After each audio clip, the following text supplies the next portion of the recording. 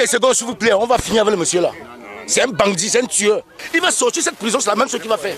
Zapfak Edouard est protégé pour éviter toute attaque des riverains, prêts à en découdre avec lui, qui a tué son ex-concubine Marie-Cécile il y a une semaine à Bojongo dans l'arrondissement de Douala 4e. C'est le moment de la reconstitution des faits ce vendredi. L'homme reconnaît être l'auteur de l'incendie et explique aux enquêteurs comment il en est arrivé là. Il est venu avec un bidon de 2 litres d'essence, a ouvert la porte avec la deuxième clé et est entré.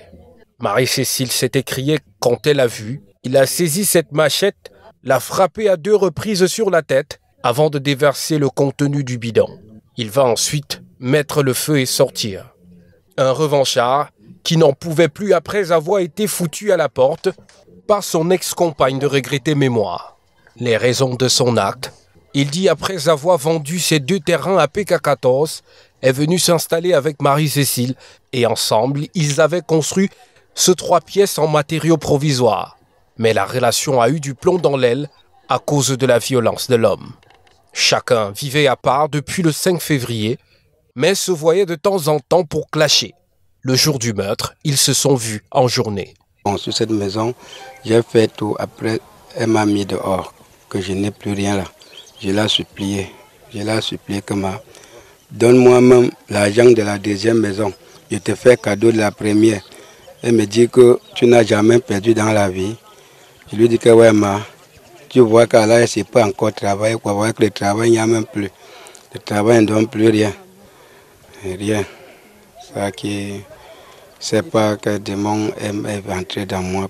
Marie-Cécile va donc payer le prix fort. Pendant la reconstitution, Edouard va regretter son acte. Il avait pourtant tenté des gestes désespérés pour attirer l'attention de sa dulcinée sur ses souffrances. Il voulait même se suicider. La première fois, j'ai payé le rata, j'ai bu. Croyant qu'elle va rentrer, me trouver couché mort. Le matin, je me suis levé. La deuxième fois, j'ai mis la corde. Sachant qu'elle va rentrer, trouver que je me suis pendu. La corde se coupait. Le procureur de la République de Bonassama était sur les lieux. La procédure va suivre son cours normal.